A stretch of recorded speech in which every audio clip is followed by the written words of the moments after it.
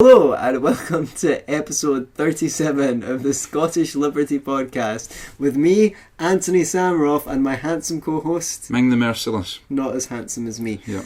28th of February 2017. Earthling scum. So we've got a special interview for you today with the secret ruler of the galaxy. Not so secret anymore. Have you? So, how are your plans going to Well, dominate they've gone very system? badly. Unfortunately, I've joined a party that's dedicated to giving people more freedom, which is not exactly in keeping with the rule in the universe. And I'm going to rule the universe by letting people run their own lives. not only have you joined the party, but I believe at the last AGM elected the Grand Ruler, the Führer of the party. Yeah. The Grand Squirrel, or whatever. I thought this was just part of your infiltration game. Well, it's a pretty bad infiltration game, you know. Have you managed to catch your arch nemesis, Flash Gordon?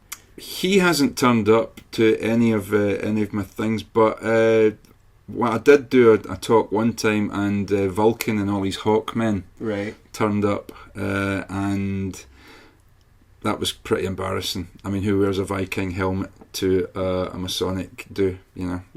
Yeah. Clearly him, you know, and he heckled me, you know, and it's a bit tiresome, you know. Are you not afraid that he's going to swing in through the windows at any moment and foil your plans? I don't think Vulcan of the Hawkmen, I don't think he does much in the way of swinging. Flash Gordon. Oh, Flash Gordon. Right, okay. Well, Do not even mention that name in these halls. He does quite a bit of swinging, from what I hear. Yeah. Him and Dale Arden. Those tight outfits I think that he wears. I think they go to the same club that Tommy Sheridan used to go to. Right. Okay. That's particularly why he went there, I think, because Dale Arden and Flash Gordon used to go. Someone else who might like swinging and has been in the news is this guy. It's that man again. The Pied Piper of Hate, who is apparently going down in Woohoo, flames. ha ha ha ha. I don't know Woohoo, ha, ha. how exactly this journalist, what she freaking call Get it? it right. It's Camilla Long, basically, of the Yeah. Sunday Times, has written this expose on Milo Yiannopoulos. who's apparently going down in flames. Now, I don't know how getting hundreds of thousands of hits on a YouTube video qualifies as going down on flames, but going down on flames. in flames. Not recommended. Who's flames? His boyfriend. We have heard that he I was going to say. See, that's the thing. This is why Milo speaks, because I was about to say his black boyfriend there, but I didn't say it because I thought, because of political correctness, I might get lampooned for that by people who don't know Lampooned? that in interviews. Is that some sort of gay terminology as well? Getting lampooned. Teabagged. Last week I got teabagged. You're going to get lampooned I'm this going to week. get lampooned because I used the word black. Now, but the thing is, I just want to talk about that a little bit, because that would be a reference What else would you to call the him, fact. That would be a reference to the fact that Milo, makes jokes about having black boyfriends, and Alright, so you means don't he's know not that he's got a racist. black But boyfriend. he says that he does. He says that he's Okay. had many of them, and that sense of dread which I felt about simply uttering those words on a public podcast speak to exactly why Milo Yiannopoulos is famous. Wouldn't you agree? Do you have something to say about that? Yeah, well, according to Camilla Long, he's the lewd, brash provocateur. Okay, he's certainly a provocateur. Is he lewd? Possibly. Brash? Definitely. I mean, we've talked about Milo before on this show. I think he's probably a bit of a narcissist, probably a bit of self-publicist, and probably a bit of a cock. But there's a need for him. Well, the thing is, he's acting up and he's enjoying the notoriety. So when she says, half an hour trying to shock them with lewd jokes and outrageous opinions, I thought I was going to be escorted from the building, he said. But his publisher has offered him a barrel full of money instead. And again, you see the snidiness of it's like, oh, he's so superficial because he's talking about the barrel full of money, and also it's playing into hatred of the rich. The thing is, he is a provocateur. He likes the notoriety, and the left, by doing big protests, are just basically playing into his hands, because his main thing is, look, they're trying to shut me up. They're trying to shut down opinions. They're trying to shut down debate. And he has actually had to cancel a seminar because protests.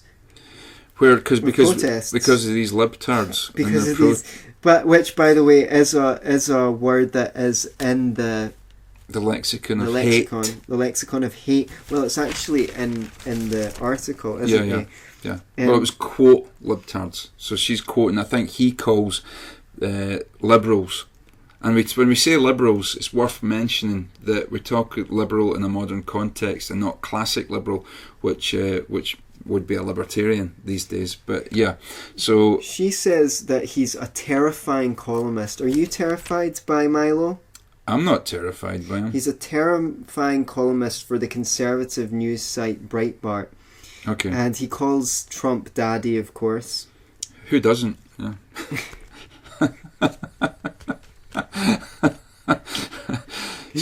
Well, she does mention that he's a political genius and internet magician. But here's the thing. No. I don't know if she says that he's a political genius. I think. No, far from being a political genius and an internet magician. Milo, he's been 32. unmasked as a classical prat and a liability, but his shonky behaviour comes as no surprise to me, not after my 3 terrible days in California. I got in contact with Milo in January when he's scything his way up and down the west coast of America on his dangerous faggot tour, riling libtard students and promoting his book. You see, the thing is, the writing, it comes across as very conservative, and I'm sure this correspondent sees herself as very left-wing, or on the left. Well, I think she sees herself as quite right on, but I don't know about left-wing. I think she sees herself as a leftist centre. She's certainly feminist, I think. And the thing is, but the feeling of it's very conservative. It's like, oh, he calls himself a dangerous faggot. It's got that shock, which is like, oh, the children. Think of the children, you know. Yeah. Feeling about it, which is. Can I just say something though? Right. First of all, the name of this article is called "The Pied Piper of Hate Goes Down in Flames." Right. Okay. First of all, how is he a Pied Piper of hate? I mean, does he actually peddle hate? Does he actually say that we should hate blacks, hate transgender people, hate, I don't know, I guess he can't hate homosexuals, he's gay himself. But and he's a Catholic with a Jewish parent. Yeah, so he's kind of pretty, he's not exactly, Ku Klux Klan material, right. Himself. So I think it's unfair to say that he's a peddler of hate, but he does like getting in people's faces, and it doesn't take much to get in the face of liberals these days. But what I will say, I think, having read the article, what comes across to me towards certainly towards the end of it, is what she's most pissed off about him is he ignored her. All right. Right. She went over there to do an interview with him, and he kind of messed her about and didn't really turn up to his interviews. Which, fine, that's pretty rude and that's pretty obnoxious. You shouldn't do that. But that's kind of what really seems to be riling her. That's what I get from the article. And Camilla Long, this is a woman who, no matter who she interviews, right, male-wise, as far as I can remember, and I've been not really following her stuff, but I've been aware of it for quite some time. I've been a Sunday Times reader for years. She practically accuses every man of staring at her tits or fancying her. And I quite believe that she could actually interview the Dalai Lama or something like that, and she would say within the first 5 minutes of meeting her that he, I don't know, tried to slip her one or something. That seems to be her theme. And with this guy, he's is clearly gay, and doesn't want to get into her pants, and I suppose that infuriates her a little bit. Well, now we're psychologising the... Well, why not? Well, she's psychologising him she definitely in the is. article. So let's talk about the controversy, right? Milo basically made some joke which was playing down the abuse that he received at the hands of a mysterious priest named Father Michael. When he was a boarding school boy, he plays down or jokes about his own experiences of being interfered with by this person in a sort of gallows humour. He says British sarcasm, and that has stirred up a controversy. So do you want to comment on it first? On the gallows, well, look, I've got to be honest. I don't know exactly what he said. From what I hear, what he said was something in the context of young guys of an unspecified age. So did he say young boys or young guys can be sexually provocative? Okay. Is that the gist of it? Well, he said that they might and sometimes contribute in some way to contribute in some way or court and. Well, is he talking about his own personal experience? If he is, now again, we don't know if this is what he said. We're just we're speculating here. But let's suppose he said something like that. Where that somehow young guys can be capable of being extremely sexual and want to be involved sexually with an older guy. If he said that, is he talking about his own experience? And if he is, and that's genuinely how he felt at the time, then should he be allowed to say that, or is that a case of you just can't say that because that's a paedophile charter? That's what you're doing, is you're giving carte blanche to sexual abusers all over the world to bum young boys with abandon. Yeah. I'm not. It's not an issue of free speech, but it is an issue of, see, if someone seriously says that, you have to doubt you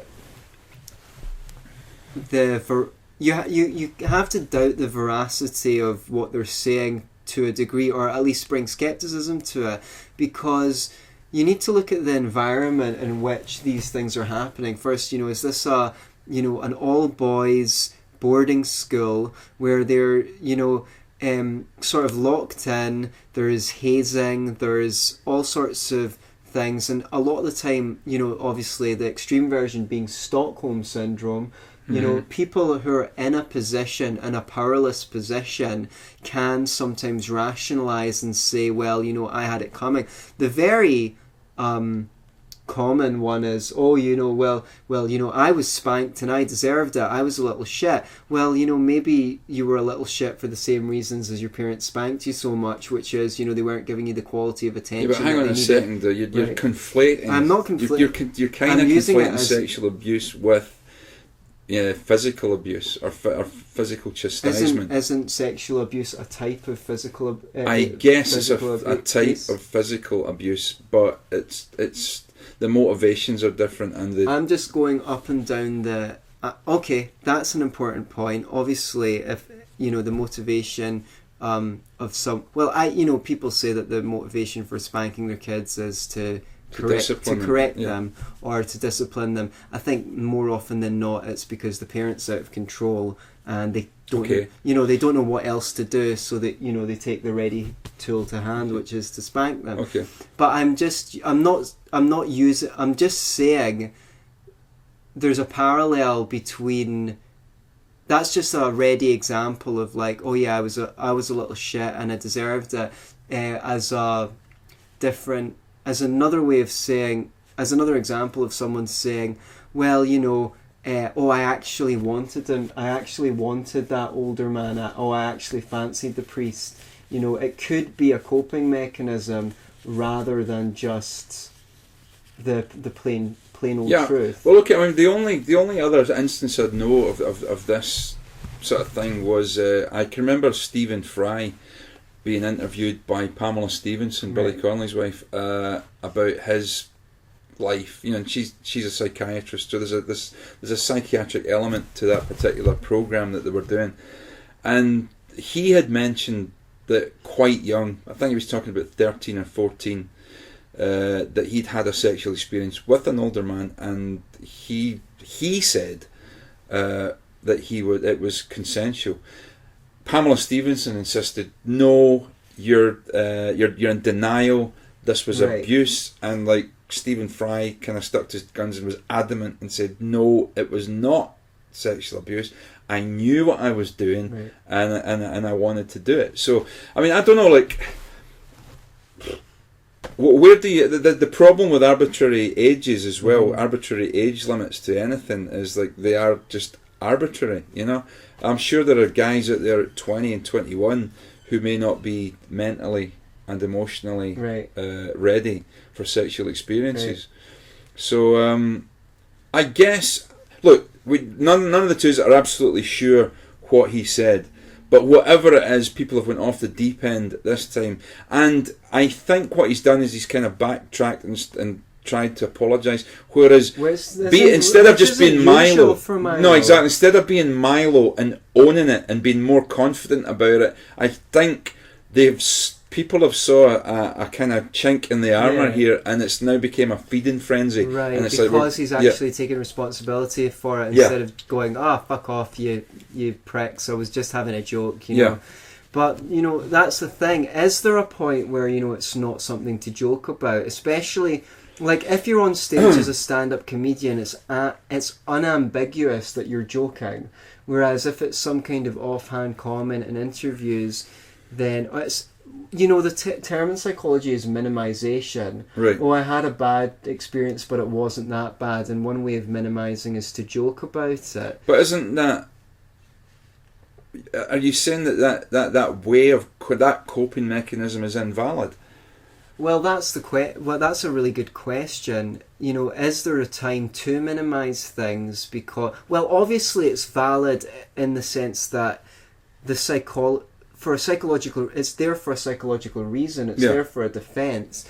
If those feelings would completely overwhelm you, then you want to minimize that. But then the question is, going forward in the long term, do you want to continue minimizing that and have bits of you cut off, you know, because you've not finished processing your negative experiences?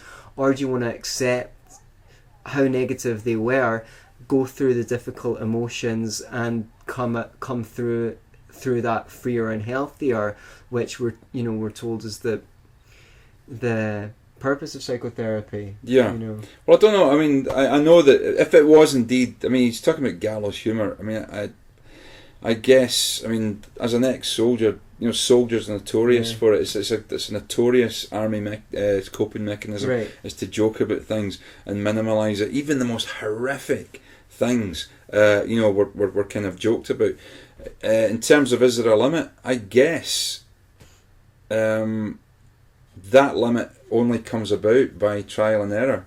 Right. And if somebody goes overboard and hurts somebody, hurt somebody's feelings, should you be able to hurt? Should you be able to hurt? Well, here you go. Here's a crux of the matter here. Milo gets a lot of flack because he says things that are undoubtedly hurtful to some people and a lot of people. Yeah. So, does the right to free speech include the right to offend? Well, I mean, kind of offending is your business, isn't it? Like, some people might be offended by something and some people might not, so it really just depends what you're bringing to the table. I mean, you know, this is the thing, people, so, as Stephen Fry said, you know, so what if you're offended? Yeah, you know? Yeah. The thing is, you know, people with religious beliefs will be offended when you say the religious beliefs are wrong, if you say Jesus Christ is not Lord, or if you draw a picture of Muhammad, or, you know... Yeah. So say the Buddha's a fat bastard. Yeah. I wouldn't say that. You have to practice acceptance. He wasn't a fat bastard when he was an ascetic. Right. Anyway, was he ever a fat bastard though? I mean, did he ever look like that? I don't think that's the actually... See, that fat Buddha is actually Siddhartha Buddha, because usually the depictions of him are slim. Because, that's actually another person that was meant to be enlightened, another Buddha, the fat one. Okay, so was it his wee Buddha or his big Buddha? Or was it his Buddha from another Buddha? That's pretty good. Right, so here's the thing. If Milo was... Well, that's our Buddhist audience gone. Our huge swathes of massive Buddhist audience. It's just tuned out en masse. Yeah, sorry, Suze. The thing is, if Milo was saying it about someone else, like say someone else was on the show and was like, well, I was kind of touched by the priest and blah blah, and Milo goes, oh come on, it's not that. If you minimise someone else's experience, or even went and suggested that they courted it, right, then you could start saying, well, that's abusive. But the question is, should he be able to, should he actually be able to say that? And the consequences could be social. Yeah, there's always social. I mean, there's social sanction and social consequences to saying things without. Well, okay, let's put it this way: he's not in jail, right? He isn't getting banned from campus, right? Isn't that a social sanction? Or is the argument that because most campuses accept government money, then that free speech should be universal on campus and that you should be able to say what you want? I don't know. I mean, what? Well, I mean, these protesters that got him off campus have done nothing but just play into his hands and increase the size of his audience, and proven that he's right in the fact that he came along to say people are shutting down discourse, and they've just proven that that social justice warriors are out to shut down discourse. So they've basically shown that there's a need for Milo's. I'm not a huge fan of him at all times. I kind of like that he rattles cages. Yeah. But the thing is, from where I'm coming from, I'm always wanting to talk people around. I don't know how many people he talks around. Well, maybe he does. Maybe he gets people on that listen to him to hate on him, and then he's a gateway drug. I personally hope that he's a gateway drug to libertarianism. How likely is that, though? I mean, he's not. He's okay. Let's talk about him in the context of liberty. Other than his fierce sort of advocacy of free speech, is he that libertarian? I mean, if he's a big fan of Trump ain't all that libertarian. No. Well, that's the thing. It's really hard to get him to pin down positions, and also, he's hugely disingenuous at times. So it's hard to know when he's talking seriously and when he's not. Well, yeah, this is kind of what annoys me as well. He's kind of like Howard Stern in a way. Like you go, okay, dude, we know what you're against, right? We know what you're railing against. What are you actually for? Okay, free speech. What else? Are you just having sex with black men? Are you saying that he's a modern Socrates that just goes down tearing down other people's philosophy? I think he's a modern Cocrates. Okay, with that insight. Okay. Yeah, well, if that insightful. Have you got anything to do with Milo? Have I what? Anything more to say about? I've got nothing more to say, but I'm sure the people who are watching have got a lot more to say. So leave your comments below, and let us know exactly what you think about Milo, and if you can enlighten us to ignoramuses, ignorami, about what it is Milo actually said this time that everybody's going off the deep end about, and let us know your opinions in that before we now move on. Sammeroff, the gods. Well, didn't we have something about UBI being tried in Scotland? This is the Universal Basic Income, which I did a astonishing talk on. It was astonishing indeed. Indeed, which you can see on this channel if you've not already. Now, you had some things to say about the UBI, and do you have the story to hand? No. No is the short answer to that. You had the newspaper, dude. Right, well... What? That's not... What am I... Ripping, pulling my fucking flats about... Well, actually, this is my flat we're in. Right. Case, feast your eyes in horror at my abode. So, Antony doesn't... Or apartment, as you say in America. As you say in America, this is my apartment. My condominium. It was the middle story. It was the very middle story. Here we go. This is the kind of people you're dealing with here. The level of stop us if we get too professional. It might not be that one. It might be the other paper as well. This is the problem. Oh yeah, you're right. Sorry, it was what the fuck did you do with the newspaper, dude? It's under those books. No, it isn't. It's fucking right. You are a cockroach. You are a cockroach. Okay, just make yourselves a cup of tea or something. What the? Where's the fucking paper, dude? There it is. Okay, we have it. Stop us if we get too professional. Yeah. Okay. The I newspaper, and is it not the middle story? It better be in here. We can always. No, it's not. It was the first. I'll tell you, well, we're just going to read the paper here, guys, and you can listen to some music, a musical interlude while we do this. There's an interesting article on ayahuasca. I'm sure Mr. Let's do that one. Oh, an ayahuasca? Yeah. How did ayahuasca become the world's hottest hallucinogen? The author, Daniel Pinchbeck, investigates the Amazonian potion's influence and its dark side. One of the quotes here is, "In that state, I have the feeling there are an infinite number of worlds." And another quote is, "It can be a valuable tool for executives seeking to enhance their effectiveness." So, do you know anybody who's done ayahuasca? Yes, I know someone very close to me who's done ayahuasca. And how did it go? Well, if you're going to drink ayahuasca expecting it to solve all the problems in your life... Yeah, that was in the Times, you fucking tard baby. Struck by my own sword. Right, so, for those who are not in the know... I think you're still on ayahuasca, to be quite honest with you. He's not actually even here. He's fucking 2,000 fucking feet and climbing over the Andes. Okay, you probably need to be higher than that to climb over the Andes, but he's up there with he is the condor at this moment in time, with the fucking haunting sound of the bagpipes, the panpipes in his ears. So that's probably so anyway, ayahuasca. Yeah, so Daniel Pinchbeck, the person writing that report, the author of a good book on psychedelics called Breaking Open the Head. Okay.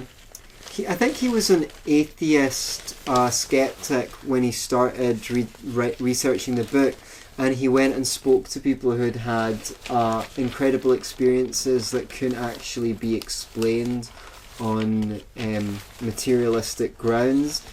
Psychic experiences and all sorts of weird shit to do with hallucinogens. And the thing is, ayahuasca, there's a lot of evidence that it can be good for you. It's been used to treat heroin addicts and amphetamine addicts with good grounds for believing that in the right circumstances it will reduce their dependency, and they're expecting good benefits from taking those drugs. Lots of people claim that it's improved their mental health. I wouldn't say that it's for everyone, especially if you've got a fearful personality type already. Please don't go shooting off to imbibe some potion, because you might just get really paranoid and have a really scary trip for hours and hours and hours. Make sure it's a good decision for you. Consult your physician, and I think that in the right circumstances, we take medicines, we take psychiatric drugs. So I'm not a huge fan of the psychiatric model of mental health, but you can't deny that sometimes antidepressants or anti-anxiety medications can save lives. So it's not foreign to us, the idea that chemicals can produce positive effects in the psyche. It should be done correctly, it should be done safe, and what's more, it has to be made legal so that the correct... Right, so currently is this product prohibited? It's a real grey area in the UK, because there's not been a trial case, and there are people saying that, in the cultures that imbibe it's a sacrament, it's taken as a religious ritual. And it's communal and social. Yes. Right. So under the kind of laws that that there have on human rights and things like that, you know, you've got a right to your religious traditions. Yeah. So if they can demonstrate that it's a sacrament in a test case, then perhaps it's legal as long as it's done with the relevant cultural practices. Okay. The thing is, with our kind of dodgy on the border laws, we've not got that much to go on in terms of more research than, I mean, there is research that's been done. It can produce positive benefits as long as it's done in the right setting, but we would like to see more research. So otherwise, I don't know. What are your views on drugs and taking them for let's say for mental health reasons? I've got to be honest, I just don't know. I know that we already do, as a society, as a nation, have a health service that does prescribe drugs like what? To people. Like methadone. Yeah, methadone. And a lot of people go out for a drink when they've had a stressful week. You know, I'm just going to relax and have a drink. Well, I guess alcohol's that type of thing. But I mean, I'm sure for people with psychiatric problems, there's probably even stronger drugs that they administer. So I guess that there's a case to be made where it may be beneficial. I don't know. I know that prior to becoming a libertarian, I was extremely anti-drug. You know, although I mean I drink, you know, but I would have happily at one point in my life taken part in been part of a death squad, you know, wiping out drug dealers. But as I get to understand, I mean, I don't. The only thing I take is alcohol. That is my only poison. I haven't taken any other form of drug and hallucinate. I think I once tried hashish in a yogurt, and once I'm going back 20 odd years here. Somebody gave me some mushroom tea, and I liked neither experience. And it's just something that I've never been attracted to, and I've never hung out really with people who were involved in it in any way. So for me, it's a whole kind of almost new thing. But I believe in a free society, and therefore I believe that it's an individual's choice, whatever it is that they want to put in their body. You know, whether it be Mars bars, you know, big greasy hamburgers, or whether it's heroin. You know, if somebody chooses to do that, then they can go ahead. You know, knock yourself out. What you cannot do is expect other people to be forced to pick up the pieces for you, either through taxation or anything else. Right. And well, given my appearance and you know the style of clothes that I like wearing and stuff, like there's always often an assumption from people that I'm a cannabis user. Actually, you heard it here first. I can't stand smoking cannabis. It always makes me paranoid. I never get good feelings of it, so I kind of, you know. But does cannabis make you paranoid? Are you prone to paranoia anyway, and it enhances it? I think probably prone to paranoia anyway, and the substance will activate those neural nets that are associated with that sensation. So but the thing is, there was something about the culture, you know, especially in Scotland, where it was seen as cool to smoke a joint, and you know, if anything, I would have wanted to. Well, especially if it's anti-establishment. Yeah. Right. And I would have maybe just wanted to be part of that when I was a lot younger man. But the thing is, I didn't anticipate any positive outcomes from using it, and I think I really dodged a bullet with that one, because I've seen so many people. They say that it's not that harmful, but that just. I've actually got friends who claim that it ruined their life because that you know they just didn't feel okay without. Eventually, they didn't feel okay when they weren't stoned. But that's also true of alcohol. Okay, yeah, that's what I'm saying. I'm just saying that you know this is meant to be harmless. Now, for some people.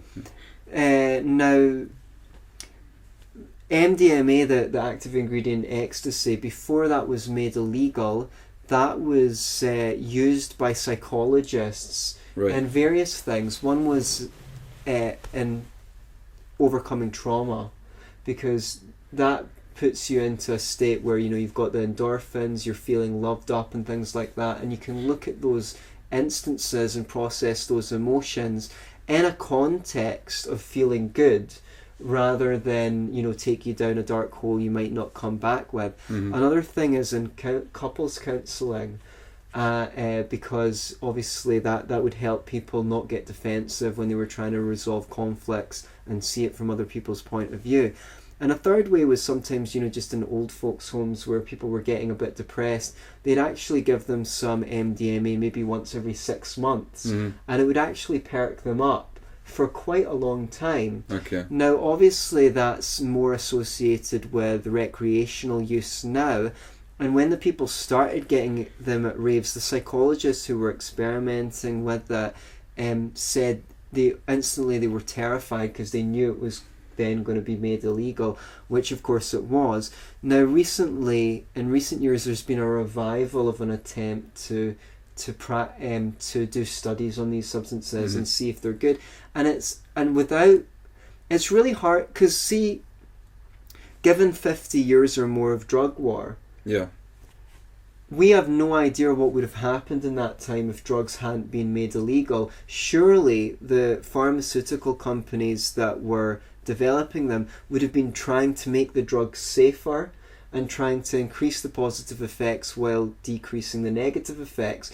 So all the government has done by making these drugs illegal is make them more dangerous and stop us from having the ability to figure out whether in some cases there might be a positive use for them. Yeah. And if these substances aren't available, people turn to other substances in order to try and achieve the same effect.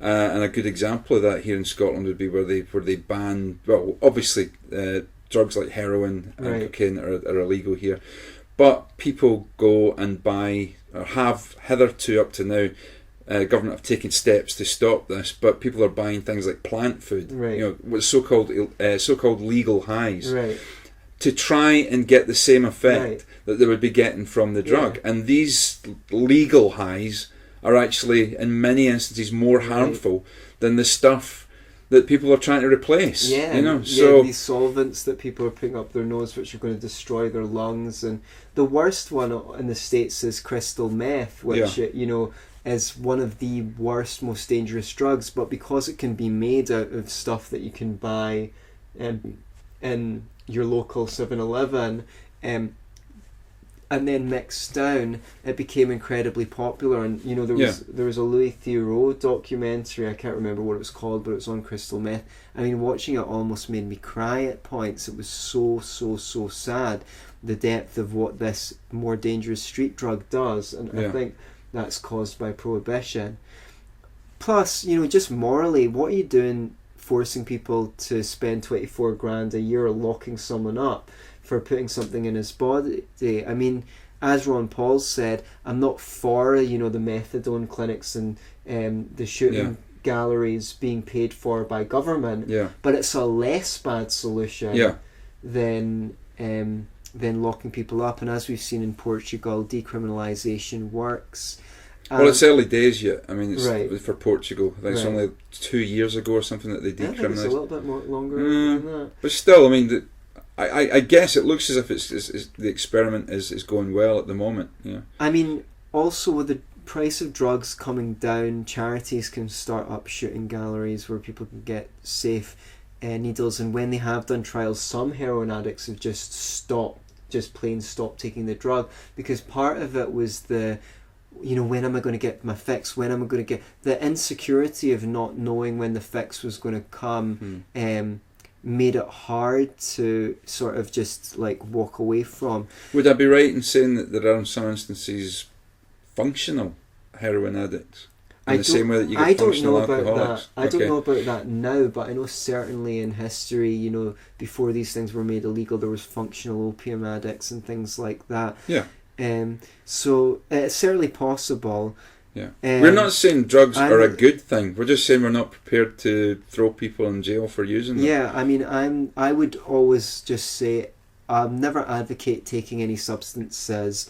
If you want to experiment with substances, make sure you know all about the substances that you're experimenting with, and, you know, stay safe, consult a physician, and make sure that, you know, whoever you get these illicit substances from is well recommended and not just some dodgy guy in an alley. And yeah, don't I wouldn't advocate it. Okay, wise words from Mr. Sammeroff there. But we finally found we actually took this out of the newspaper specifically so we would have it handy, and it was, but we searched everywhere else for it. But anyway, the article is called "Utopia is Coming." Oh no! See, whenever anybody tells you that there's a utopia coming, you know, stand by, because things are going to get bad. But anyway, utopia is coming with a basic income for all. Now like we say, Antony has already done quite an interesting talk on universal basic income. For those of you who don't know what universal basic income is, it's practically a pension for people under 65. Right. You know, it means everybody will get a certain amount of money, so that everybody has a standard basic income. Right. And this idea is about to be, they're talking about piloting it in Glasgow, and there's other countries in the world that are talking about doing it as well. So it says, a perfect world seems impossible, but a provocative new book says it's within our grasp. Its author tells us giving everyone a fixed sum can end poverty, cut crime, and make health care cheaper. What do we reckon? Well, the thing is, how much money do you need to get by? Well, this is the thing. Okay, I get by on roughly around £15,000 a year. Okay, so to get... With that, I pay my rent, feed myself, and have some money, and pay my bills and have something left over. But it doesn't really allow me to have a lot of disposable income. Right, so to give everyone in Great Britain 15 grand a year... But I'm a single guy. Right. You would need a lot more money than the government currently takes in taxation already. Did I say single? I mean woman free. Sorry about that. Right? Yeah, just in case there's any libertarian ladies out there. That's not the way I meant it, but anyway, carry on. You get women for free? No, I'm woman free. In other words, I am free. Just like, you don't say somebody's child, or somebody could be childless, meaning they want a child and they can't have one. But if you're child free, you just like, I don't have kids and I don't have any, intention of having one. So I'm woman free. Okay. You don't have any intention of having women? Well, within a certain context. I don't want permanently around the house.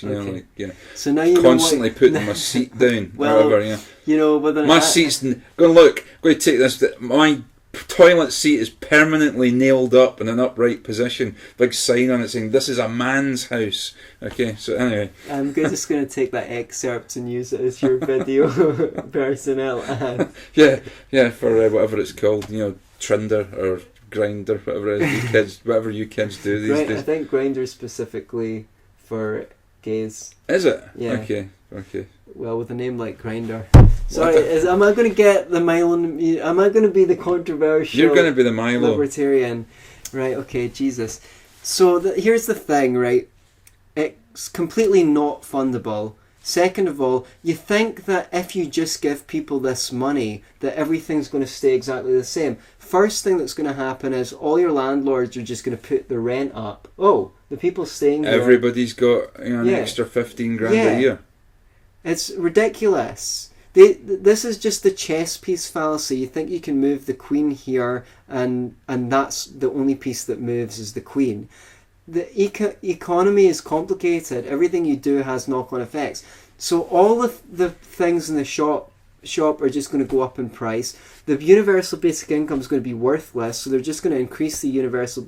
I see two dystopias, right? Yeah. Okay. One is just the economy collapses completely instantly because the gaining of money is not tied to the labour, right? Money is just a code for the amount of goods and services in a society. So if you increase the amount of money in the society without increasing the number of goods and services, which by the way would go down because people might be creating stuff, but they're not like creating goods and services. They're just doing the rubbish poetry and their art, and maybe they'll go down to the community centre and, you know, help refugees and stuff like that. That's wonderful. But it can be done anyway, right? So one thing is the society could just collapse, and the other thing is that everyone becomes dependent on a universal basic income, have very few skills, and basically need to do whatever the government says at all times. Otherwise, the government will just threaten to not give them their basic universal income. Yeah. That would be a great science fiction novel. I think Aldous Huxley beat you to it, did he not? Okay. Right, but so just slightly. But I mean, what about the assertion that, I mean, okay, I'm not for this. I mean, the bottom line that somebody has to pay for this. Right. Okay. So you have to use force to take it from one person to give it. So that's enough for me. So I'm against it in principle. But those who are for this kind of thing will say, well, okay, look, you know, like the guy says, that it's going to reduce crime because people won't feel the need to go out and you know, steal things to supplement. Because the government's stealing for them. Because the government's stealing it for them. And like, right, okay, if you gave me £15,000 a year of a basic income, why would I go out and work? You know, why am I going to go to work and to earn that 15 grand when I've already got it? Why should you have to work? Aren't you just entitled to living just by the fact that, I mean, why should everyone have to work? Shouldn't people just be allowed to have a good life?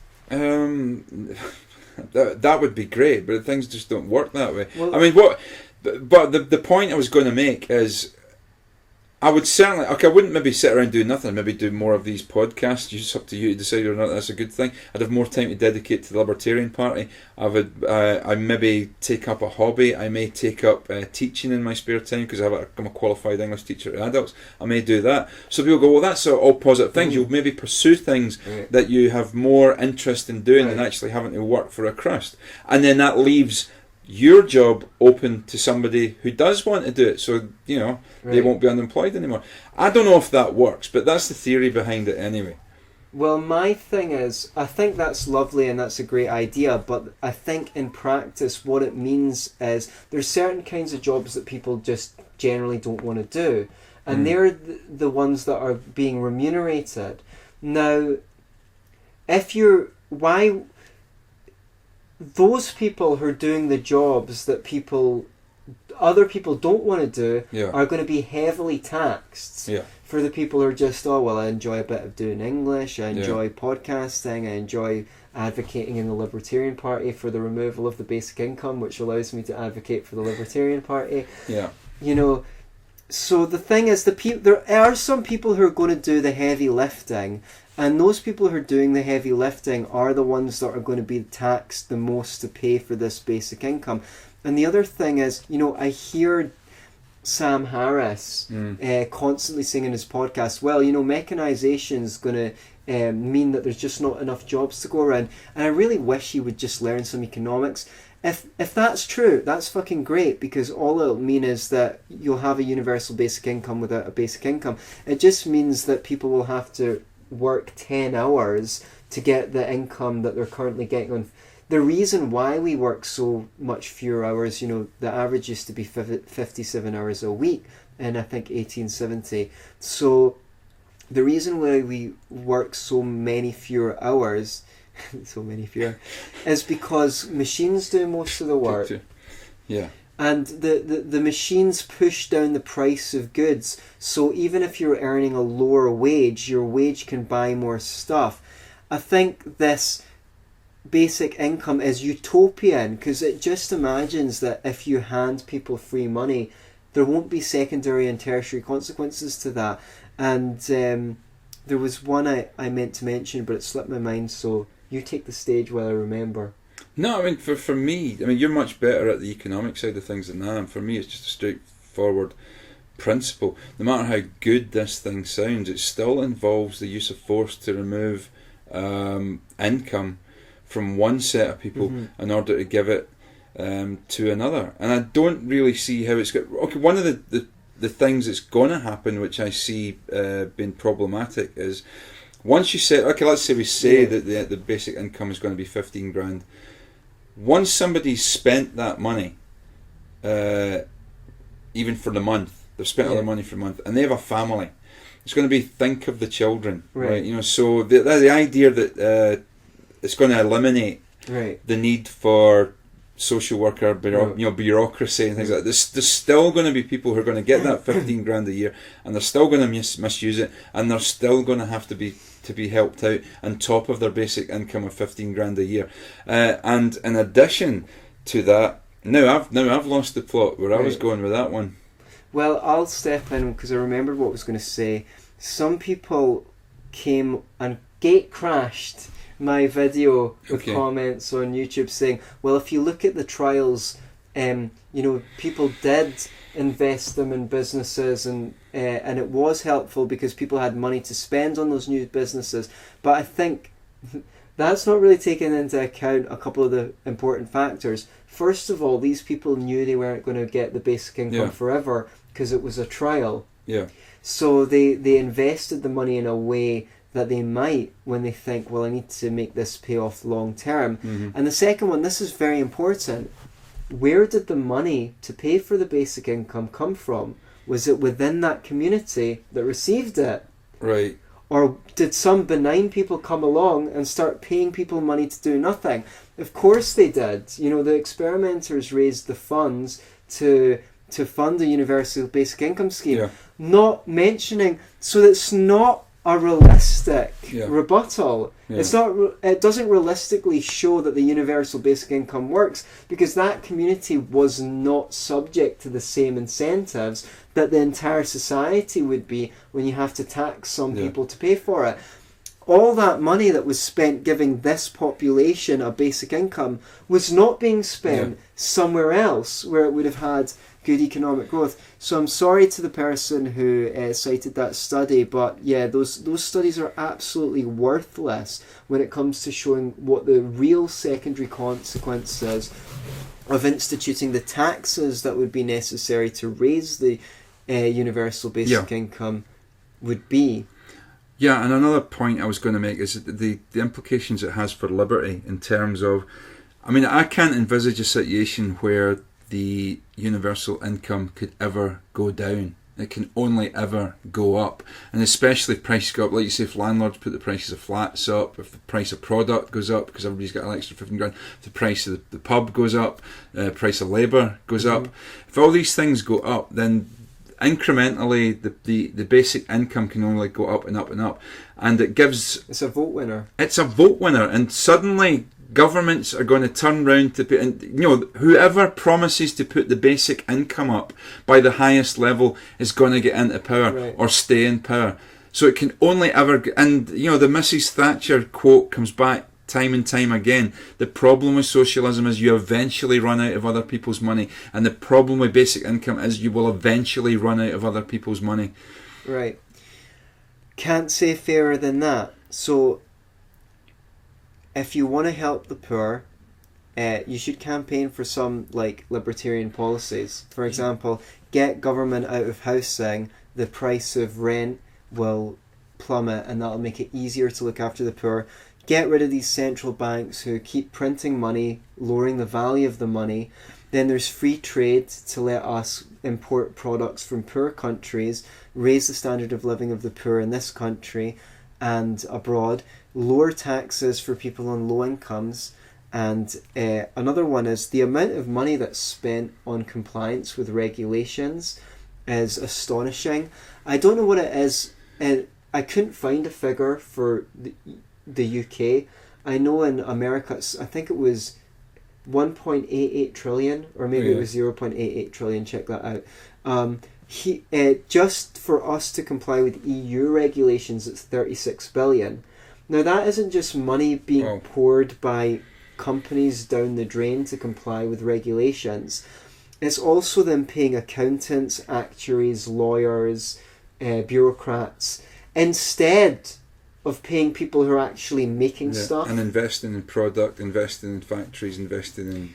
people. So there's an opportunity cost to that 36 billion, and it must be a lot higher than that to comply with domestic regulations. But I mean, come on, Anthony. You don't want drugs regulated. You don't want pharmaceuticals regulated. I mean, come on. Do you want people to be able to sell? Like the third man, you're going to be selling penicillin to people that's going to kill their kids. Right. I mean, come on. Yes, I do want those things regulated. I want them regulated by the market. People can. But aren't people just going to go for the cheapest product? And so if you're watering down, let's say, penicillin in order to sell it to people because it's cheap, they want to look after their kid with penicillin, and they just buy the cheapest one, and it's been watered down, and it kills their kid, or it gives it, some sort of... Well, if it kills their kid, that's already punishable under common law. If a product... But that's a bit late once the kid's dead. Well, the deterrent effect would... Well, then it's a bit late anyway. Even with regulations, you can put out a product that kills someone. Yeah. That's true, yeah. And they have. I mean, thalidomide's a big one, but it didn't kill people, but it screwed people up. So the first of all, the market regulates. Second of all, you've got consumer watchdogs. Third of all, you can put products on a register. You've got online websites, or you can go to a third party who will safe products and put a little stamp saying, this is assured by so-and-so. Yeah. There's no evidence that occupational licensing, for example, improves the quality of services. In fact, we could do a whole show on occupational licensing because it's something that I've been looking into recently. Until that time... Be a libertarian. Not a cock. All right, that's it for today. But tomorrow on the show, I have a guest coming to you from Scotland who gave a talk. This is just one of his many virtues and merits. Gave a talk not long ago about the basic income guarantee idea to a room full of left liberals who by the end of his talk were cheering. How do you do something like that? Well, I'm going to introduce you to a guy who did exactly that, and you're going to really enjoy getting to know him. That's tomorrow.